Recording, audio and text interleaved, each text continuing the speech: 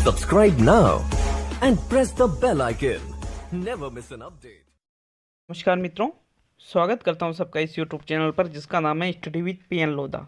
मित्रों, शिक्षक भर्ती 2021 हेतु मनोविज्ञान का टेस्ट नंबर 12 आपके लिए लेकर आया हूं। शिक्षा मनोविज्ञान के 20 प्रश्न है और आज के 20 प्रश्न कुछ विशिष्ट हैं मित्रों।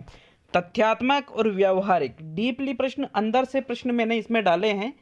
आप यकीन मानिए 10 प्रश्न भी नहीं कर पाओगे। 10 प्रश्न या 10 प्लस प्रश्न अगर आप कर देते हो तो भाई साहब आप डीपली साइकोलॉजी को जानते हो, इसका सीधा सा अर्थ ये निकल जाता है।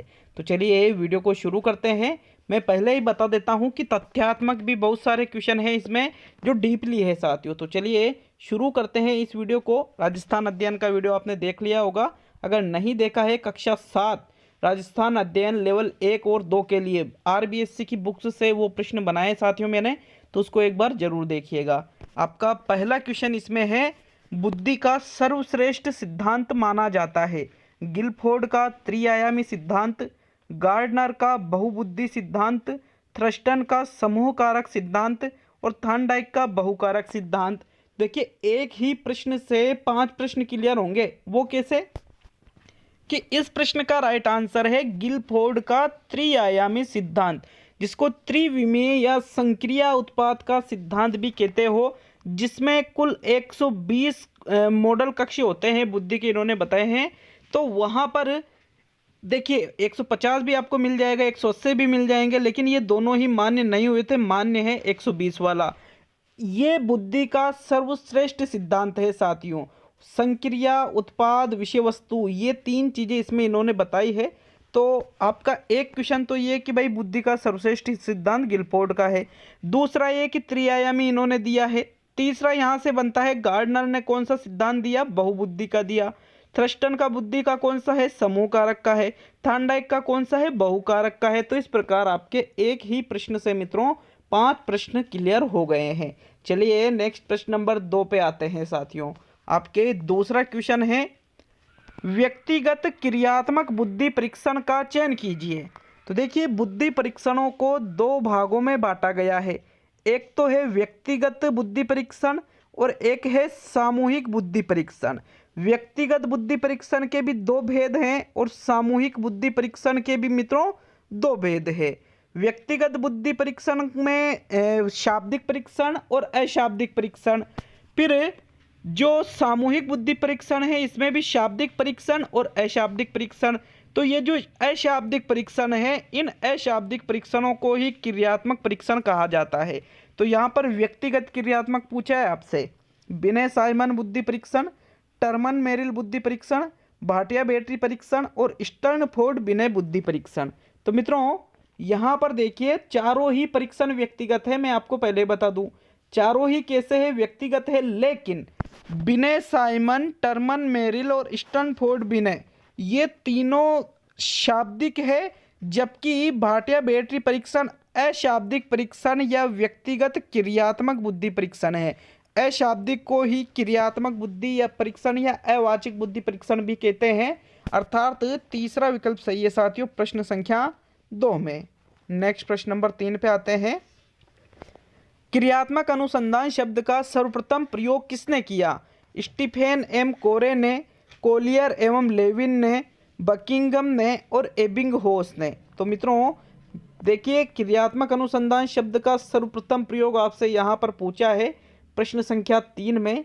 तो साथियों क्रियात्मक अनुसंधान के जनक तो हैं स्टीफेन एम कोरे और सर्वप्रथम प्रयोग इसका किया था कोलियर एवं लेविन ने। देखिए इन्होंने 1953 में क्रियात्मक अनुसंधान के ऊपर व्यापक विवरण दिया था, लेकिन इस शब्द का सर्वप्रथम प्रयोग कोलियर एवं लेविन ने सन 1935 में ही कर दिया था मित्रों, और यही आपसे पूछा है। तो विकल्प 2 सही रहेगा आपका प्रश्न संख्या 3 में। नेक्स्ट प्रश्न संख्या 4। एनसीएफ 2005 के अध्यक्ष प्रोफेसर यशपाल थे। प्रोफेसर यशपाल ने पाठ्यचर्या निर्माण हेतु 38 फोकस दलों का गठन किया था, जिसके प्रत्येक दल में कितने सदस्य थे? 38, 12, 10 और 20। तो मित्रों एनसीएफ 2005 का नाम सभी ने सुन रखा होगा। अध्यक्ष कौन थे इसके? प्रोफेसर यशपाल को अध्यक्ष के पद पर नियुक्त किया गया था। अब इन्होंने पाठ्यचर्या की, भाई संपूर्ण भारत में जो पाठ्यचर्या के ऊपर की क्या कमियां हैं, क्या लोगों के सुझाव है इत्यादि के ऊपर अध्ययन करवाया। इसलिए इन्होंने 38 फोकस दलों का गठन किया था और इस प्रत्येक दल में 10 सदस्य नियुक्त किए थे साथियों। कितने सदस्य नियुक्त किए थे? 10 सदस्य नियुक्त किए थे। विकल्प नंबर 3 सही रहेगा आपका प्रश्न संख्या 4 में। मैंने पहले ही कहा था तथ्यात्मक और व्यवहारिक क्वेश्चन भी आएंगे साथियों। अब अंदर से लिए गए प्रश्न है, ये डीपली क्वेश्चन मैंने पहले ही बोल दिया था। प्रश्न नंबर 5, RTE 2009 के अनुसार कक्षा 6 से 8 मतलब उच्च प्राथमिक स्तर पर छात्रों की संख्या 104 हो तो अध्यापकों की संख्या कितनी होगी? मतलब 6, 7, 8 की यहाँ पर बात की जा रही है साथियों। किनकी? 6, 7, 8 छात्रों की संख्या कितनी है? 104। तो मैं आपको बता दूं विकल्प क्या है, 4, 5, 6, 7। तो मित्रों कक्षा 6, 7, 8 में छात्रों की संख्या 104 रहे तो देखिए साथियों, देखिए कुल छात्रों की संख्या कितनी है? 104 है। तो 1 से 35 तक जो छात्र होते हैं 6ठी से 8वीं वाले, वहाँ पर अध्यापकों की संख्या 4 होती है। 35 से मतलब 36 से 70 के बीच अगर छात्र रहे तो वहाँ अध्यापकों की संख्या 5 हो जाती है। और यदि 71 से 105 के बीच छात्र रहे तो वहाँ अध्यापकों की संख्या 6 हो जाती है, प्लस एक प्रधानाध्यापक हो जाता है पूर्णकालीन प्रधानाध्यापक। तो साथियों इस प्रकार से 6 + 1 कुल अध्यापकों की संख्या 7 हो जाएगी। चौथा विकल्प आपका सही रहेगा प्रश्न संख्या 5 में। नेक्स्ट प्रश्न नंबर 6 पे आते हैं। आपके प्रश्न नंबर 6 है साथियों, मेरा रीट में सिलेक्शन होगा या नहीं? मेरा सिलेक्शन नहीं हुआ तो मैं क्या करूंगा? लोग मेरे बारे में क्या सोचेंगे? उपयुक्त उदाहरण हैं तनाव का, दबाव का, दुश्चिंता का और कुंठा का। तो साथियों देखिए व्यक्ति जब कुसमायोजित हो जाता है तो फिर उसके अंदर तनाव, दबाव, दुश्चिंता, अंतर्द्वंद, भग्नाशय या कुंठा इस प्रकार की चीज़ें उत्पन्न होती है। अब यहाँ पर व्यक्ति दबाव महसूस कर रहा है। क्या महसूस कर रहा है? दबाव, कि मेरा सिलेक्शन होगा या नहीं, नहीं हुआ तो क्या करूँगा, लोग क्या सोचेंगे, ये दबाव का उदाहरण है साथियों। देखिए दूसरा विकल्प आपका सही है प्रश्न 6 में। तो मित्रों प्रश्न नंबर 7 पे आते हैं। दुश्चिंता में अचेतन मन की इच्छा चेतन मन में आ जाती है। कुंठा या भग्नाशय सबसे अंतिम प्रकार है साथियों। नेक्स्ट प्रश्न नंबर 7 पे चलते हैं। 7वां क्वेश्चन क्या है? मेरे पंख होते तो मैं उड़ आती रे। उदाहरण है दिवा स्वप्न का, तार्किकीकरण का, विस्थापन का और विपरीत रचना का। तो मेरे पंख होते तो मैं उड़ आती रे, मतलब यहाँ पर तर्क प्रस्तुत किया जा रहा है जो कि हो ही नहीं सकता। तो साथियों ये तार्किकीकरण का उदाहरण है। किसका उदाहरण है ये? तार्किकीकरण का। विकल्प नंबर 2 सही रहेगा आपका प्रश्न संख्या 7 में। नेक्स्ट प्रश्न संख्या 8 पे आते हैं मित्रों। विस्थापन में क्या होता है साथियों? अपना आरोप दूसरे के ऊपर लगाया जाता है। मतलब यहाँ पर आक्रामकता भी इसको आप कह सकते हो। विस्थापन या डिस्प्लेसमेंट या एंग्रीनेस बहुत सी जगह अलग अलग भी मिलता है, विस्थापन और आक्रामकता। तो साथियों नेक्स्ट इसमें है दिवा स्वप्न, डे ड्रीमिंग, फैंटेसी, जिसको कहते हैं कल्पनांतरण, मतलब ख्याली पुलाव बनाना, ख्याली दुनिया में खोना। तो दूसरा विकल्प रहेगा यहाँ वैसे सही। नेक्स्ट प्रश्न नंबर 8, विकलांग बालकों को सरकार ने कब दिव्यांग बालक नाम दिया? 5 जून 2016, 20 नवंबर 2017, 15 अगस्त 2015 और 25 दिसंबर 2015। साथियों डीपली क्वेश्चन है, अच्छा क्वेश्चन है, याद होना चाहिए सभी को। विकलांग बालकों को सरकार ने 25 दिसंबर 2015 को दिव्यांग बालक नाम दिया था। कब दिया था? 25 दिसंबर 2015 को। विकल्प नंबर 4 सही है प्रश्न 8 में। नेक्स्ट प्रश्न नंबर 9 पे आएंगे साथियों। 9वां क्वेश्चन क्या है? किस परीक्षण को भारत में संस्कृति मुक्त परीक्षण कहा जाता है? वाक्य पूर्ति परीक्षण को, बाल अंतर्बोध परीक्षण को, कथानक संप्रत्यय परीक्षण को और रोर्शा शाही धब्बा परीक्षण को। तो संस्कृति मुक्त परीक्षण किसे कहा जाता है भारत में? साथियों SCT वाक्य पूर्ति परीक्षण नहीं होता है, CAT बाल अंतर्बोध परीक्षण भी नहीं, कथानक संप्रत्यय परीक्षण TAT ये भी नहीं रहेगा, बल्कि रोर्शा शाही धब्बा परीक्षण को ही भारत में संस्कृति मुक्त परीक्षण के नाम से जाना जाता है। विकल्प नंबर 4 सही है आपके प्रश्न संख्या 9 में। चलिए नेक्स्ट प्रश्न नंबर 10 पे आते हैं। आपके 10वां क्वेश्चन है, हेंस आइंजैक के अनुसार मानसिक रोग, क्षीण एकाग्रता, क्षीण स्मृति, असतर्कता, क्रूरता जैसे लक्षण किस व्यक्तित्व में पाए जाते हैं? बहिर्मुखता में, अंतर्मुखता में, मनस्तापिता में और सांवेगिक स्थिरता में। तो साथियों देखिए, व्यक्ति मानसिक रोग से ग्रसित है, क्षीण एकाग्रता है, क्षीण स्मृति है, कब मतलब असतर्कता है, क्रूरता है, तो ऐसे लोग मनस्तापिता नामक व्यक्ति से ग्रस्त होते हैं, मतलब मनस्तापिता के प्रकार के अंतर्गत ये आ जाएंगे। विकल्प नंबर 3 सही है साथियों। प्रश्न संख्या 10 में सांवेगिक स्थिरता में व्यक्ति में संवेगों को स्थिर रखने की क्षमता होती है, वो अपने संवेगों को ज़्यादा प्रदर्शित नहीं करता है और सही तरीके से संतुलन बनाते हुए संवेगों को प्रदर्शित करता है। चलिए नेक्स्ट प्रश्न नंबर 11। केटल ने मुख्य शील गुणों की संख्या 16 बताई थी, जिसे कितने वर्गों में विभाजित किया? 4, 3, 2 और 1। तो मित्रों देखिए, आरबी केटल का जो कारक विश्लेषण का सिद्धांत है शील गुणों वाला, इसमें इन्होंने आलपोर्ट के शील गुणों का विश्लेषण किया था और मुख्य शील गुणों की संख्या इन्होंने साथियों वेद से 35 बताई थी, जिसमें इन्होंने बताया था कि 23 शील गुण तो सामान्य व्यक्तियों में पाए जाते हैं और 12 शील गुण असामान्य व्यक्तियों में पाए जाते हैं। इन 23 शील गुणों में भी महत्वपूर्ण शील गुण होते हैं 16। कितने होते हैं? 16। और ये जो 16 शील गुण हैं, इनको भी इन्होंने 4 वर्गों में विभाजित किया था। कितने वर्गों में? 4 वर्गों में। तो पहला विकल्प सही रहेगा यहाँ पर। देखिए Q1, Q2, Q3, Q4 ये नाम इन्होंने दिया था इन वर्गों का, और प्रत्येक वर्ग में 4-4 शील गुण थे। कितने शील गुण थे प्रत्येक वर्ग में? 4-4। और ये भी बताया कि व्यक्ति में कोई ना कोई वर्ग अवश्य पाया जाता है साथियों। तो विकल्प नंबर 1 सही है आपका प्रश्न संख्या 11 में। नेक्स्ट प्रश्न संख्या 12 पे आते हैं साथियों। अच्छे क्वेश्चन होना चाहिए मेरे हिसाब से, अंदर से क्वेश्चन पूछे हैं। अगर अच्छे नहीं लगे तो फिर भी आप कमेंट करके बता सकते हैं साथियों। प्रश्न नंबर 12। छोटे बच्चों, पागल व्यक्तियों एवं पशुओं में सिगमंड फ्रायड के अनुसार कौन सा व्यक्तित्व पाया जाता है? इदम प्रकार का, अहम प्रकार का, परम अहम प्रकार का और उपयुक्त सभी। तो प्रश्न पूछ रहा है, छोटे बच्चे होते हैं, पागल व्यक्ति होते हैं, पशु होते हैं, ये हमेशा स्वयं की ही भलाई देखते हैं। इनको दूसरी चीज़ों से कुछ मतलब नहीं होता है। यदि सोचते हैं कि हमेशा हमारा ही लाभ हो, हमें ही फायदा मिले, हमारी ही इच्छा की पूर्ति हो, चाहे इससे दूसरों को कुछ भी हो। तो साथियों ये इदम प्रकार का व्यक्तित्व है। कैसा व्यक्तित्व है ये? इदम प्रकार का, सुखवादी भी जिसको हम कह सकते हैं। विकल्प नंबर 1 सही है प्रश्न 12 में। येन केन प्रकरण सुख मिले, ये ऐसा सोचता है ये व्यक्तित्व। प्रश्न नंबर 13। एक भारतीय ड्राइवर को अमेरिका में कार चलाने में बाधा उत्पन्न होती है। उपरोक्त बाधा किसका उदाहरण है? पश्चिमोन्मुखी बाधा, पूर्वोन्मुखी बाधा, उत्तरोत्तर बाधा और उपयुक्त सभी। तो ड्राइवर है भारतीय, मतलब भारत में वो ड्राइविंग करता है, उसको भारत में अच्छे से ड्राइविंग आती है। अब वो अमेरिका में गया तो अमेरिका में क्या राइट हैंड साइड से ड्राइविंग करते हैं साथियों। अब देखिएगा, सॉरी राइट हैंड क्या, लेफ्ट हैंड साइड से ड्राइविंग करते हैं अमेरिका में, भारत में करते हैं राइट हैंड साइड से।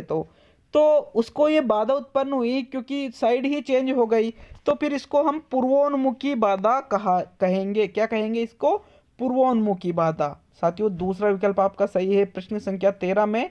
नेक्स्ट प्रश्न संख्या 14। एक भी प्रश्न का आंसर गलत नहीं है साथियों, मैं आपको वापस बता देता हूं, क्योंकि मैं प्रत्येक प्रश्न को अच्छे से चेक करता हूं, फिर भी बाय चांस अगर कोई हो जाए तो वो अलग बात है, लेकिन मैं 2-3 बार प्रश्न को चेक करके ही डालता हूं। प्रश्न 14 है, क्रियात्मक अवस्था, सांकेतिक अवस्था, प्रतीकात्मक अवस्था किसके द्वारा बताए गए हैं? ये Edwin R Guthrie, Jerome S Bruner, Jean पियाजे और कर्ट लेविन। तो कर्ट लेविन, जीन पियाजे नहीं है, बल्कि जेरोमेस ब्रूनर ने इन अवस्थाओं को अपने सिद्धांत में बताया है मित्रों। विकल्प नंबर 2 सही रहेगा आपका प्रश्न संख्या 14 में। चलिए नेक्स्ट प्रश्न नंबर 15 पे आते हैं। आपके प्रश्न नंबर 15 है, व्यवहार का द्विकारक सिद्धांत किसने प्रस्तुत किया? स्किनर ने, हल ने, पावलोव ने और थॉर्नडाइक ने। तो साथियों व्यवहार का द्विकारक सिद्धांत B.F. स्किनर के द्वारा प्रस्तुत किया गया है। इन्होंने जो क्रिया प्रसूत अनुबंधन का सिद्धांत दिया है उसको ही व्यवहार का द्विकारक सिद्धांत कहते हैं। क्यों? क्योंकि इन्होंने व्यवहार के 2 कारक बताए हैं, एक तो बताया है क्रिया प्रसूत व्यवहार और एक बताया है प्रतिक्रियात्मक व्यवहार। क्रिया प्रसूत व्यवहार में व्यक्ति व्यवहार करने के लिए स्वतंत्र होता है और प्रतिक्रियात्मक व्यवहार में व्यक्ति व्यवहार करने के लिए बाध्य होता है साथियों। जैसे आंखों पे रोशनी पड़ने पर हम तुरंत आंखें बंद कर लेते हैं, तो ये प्रतिक्रियात्मक व्यवहार। जैसे चूहे द्वारा बटन दबाना या नहीं दबाना, ये क्रिया प्रसूत व्यवहार। तो साथियों पहला विकल्प सही है प्रश्न 15 में। मैंने फिर आपको याद दिला दूं ईमानदारी से, क्या आप 10 प्रश्न सही कर पाओगे? हमें कमेंट करके जरूर बताएं साथियों। 10 प्लस प्रश्न अगर आपके राइट हो जाते हैं, तो नहीं भी होते तो कोई बात नहीं साथियों, आप निश्चित रूप से तैयारी करें, क्योंकि क्वेश्चन अंदर से लिए गए हैं, तो आपको बिल्कुल भी नेगेटिव नहीं सोचना है। नेक्स्ट प्रश्न नंबर 16 पे आते हैं। 16वां क्वेश्चन है, सूक्ष्म शिक्षण में प्रस्तावना प्रश्नों का निर्माण किस नियम पर आधारित है? साहचर्य परिवर्तन के नियम पर, मानसिक विन्यास के नियम पर, आत्मीकरण के नियम पर और बहुप्रतिक्रिया के नियम पर। तो साथियों साहचर्य परिवर्तन के नियम में तो क्या होता है, व्यक्ति के सामने सीखने की परिस्थितियां बदल दी जाती है, लेकिन फिर भी व्यक्ति सीखता रहता है, तो ये तो साहचर्य परिवर्तन। मानसिक विन्यास का नियम क्या कहता है कि मन में अगर हम सोच ले तो किसी भी कार्य को कर लेंगे, और मन से अगर हार गए तो उस कार्य को नहीं करेंगे। जैसे मन के हारे हार है, मन के जीते जीत। बहुप्रतिक्रिया का नियम क्या कहता है कि व्यक्ति किसी कार्य को सीखने के लिए बहुत सारी अनुक्रिया करता है, उनमें से कोई अनुक्रिया सही हो जाती है और व्यक्ति सीख जाता है। तो ये तीनों नियम इसमें नहीं आएंगे, बल्कि आत्मीकरण का नियम इसका राइट आंसर है। क्योंकि आत्मीकरण के नियम में क्या होता है, व्यक्ति का जो पूर्व ज्ञान है, व्यक्ति को जो नवीन ज्ञान मिलता है, वो उसमें जोड़ता जाता है और सीखता जाता है। तो ये सही प्रस्तावना प्रश्नों में भी व्यक्ति क्या करेगा कि जो चीज़ उसे जिस चीज़ को वो जानता है पहले से ही, वही प्रस्तावना प्रश्न में पूछी जाती है। तो साथियों ये कहलाएगा आत्मीकरण का नियम।